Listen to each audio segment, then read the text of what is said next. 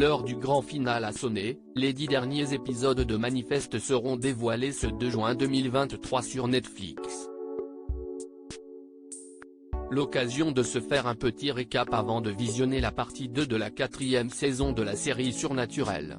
Après avoir risqué l'annulation par NBC, Manifeste a été sauvé par Netflix qui a commandé 20 ultimes épisodes.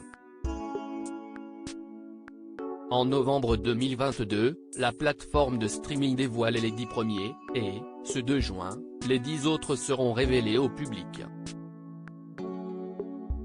L'occasion pour les fans de la série surnaturelle d'obtenir enfin les réponses à leurs questions sur les différents mystères qui entourent le vol E828. Au vu du cliffhanger de la partie 1 de la saison 4, les téléspectateurs doivent frémir d'impatience à l'idée de découvrir la suite de leur série préférée. Si les événements survenus dans les 10 premiers épisodes vous paraissent un peu flous, vous êtes au bon endroit, rien de mieux que de se rafraîchir les idées avant de visionner la suite.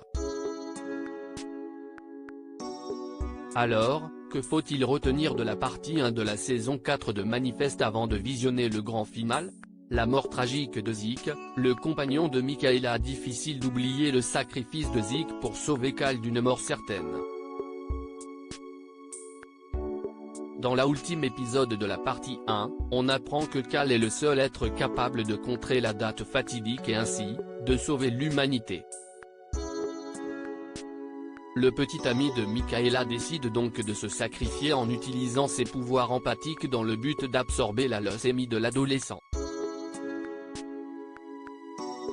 D'après le créateur et showrunner, Jeffrey, interviewé par Television Line en novembre 2022, Zeke a pris la bonne décision car Cal a quelque chose de spécial et peut véritablement aider les autres passagers. Vous pouvez supposer, à l'avenir, que quelle que soit la force et le pouvoir singulier de Cal, que vous l'appeliez le Saint Graal ou le Dragon, quelque chose à propos de ses capacités va être crucial, alors qu'il va essayer de sauver les passagers à l'approche de la date de leur décès. Une apocalypse volcanique est censée se produire, et, en tant que dragon, le fils de Ben Stone est le seul à réellement pouvoir l'empêcher. Angelina détient un morceau du Omega Sapphire et peut encore utiliser ses pouvoirs naturellement. Angelina, qui se considère comme une envoyée de Dieu, et même l'archange, est en vérité la principale antagoniste de cette histoire. Si Cal pensait avoir détruit l'Omega Sapphire et avoir ainsi stoppé Angelina dans sa folie, l'un des éclats de l'artefact a survécu à la destruction et la jeune femme a mis la main dessus. La scène finale de la partie 1 est glaçante, à mesure qu'Angelina marche avec l'Omega Sapphire incrusté dans la main, des fissures se créent dans la terre au rythme de ses pas. De la lave en fusion s'échappe des cratères.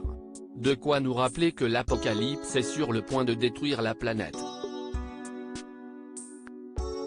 Le monde entier menacé par la date fatidique. Si nous avons longtemps cru que l'histoire racontée concernait uniquement les passagers du vol E828 et leurs proches, c'était un leurre. Cette date fatidique que seul Cal peut contrer menace en réalité l'humanité tout entière. C'était le plan prévu dès le départ, a révélé le showrunner.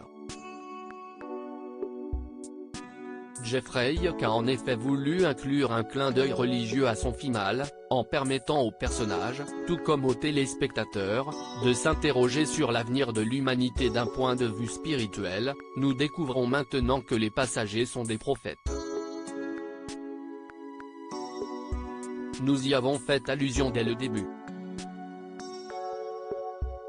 Les choix qu'ils font, pour se racheter, suivre les appels, et, de faire des choses positives ont un impact non seulement sur leur propre capacité à vivre ou à mourir, mais sur le sort de toute l'humanité. Nous faisons allusion au fait que, de temps à autre, tout au long de l'histoire humaine, Dieu a délégué un représentant ou un groupe de représentants pour déterminer si l'humanité est encore viable. Est-ce que cette population que j'ai créée mérite de continuer, ou est-ce qu'ils ont tout foiré ? Pour autant, le créateur précise avoir pris de la distance avec la religion, son histoire peut parler à des téléspectateurs de convictions religieuses différentes, comme aux athées. Michaela et Jared vont-ils de nouveau se rapprocher ? Dans un registre plus léger, la partie 2 de la saison 4 de Manifeste devrait aussi s'intéresser au développement de la relation entre Michaela et Jared, débutée avant l'incide du vol E828 et peut-être redémarrer plus de 5 ans après. Jared aura été respectueux du deuil de Michaela, puis viendra la question qu'ils se poseront, combien de temps faut-il attendre avant de passer à autre chose ? Indique Jeffrey au sujet des personnages joués par ces deux acteurs en couple dans la vie. Article écrit en collaboration avec 6 Médias.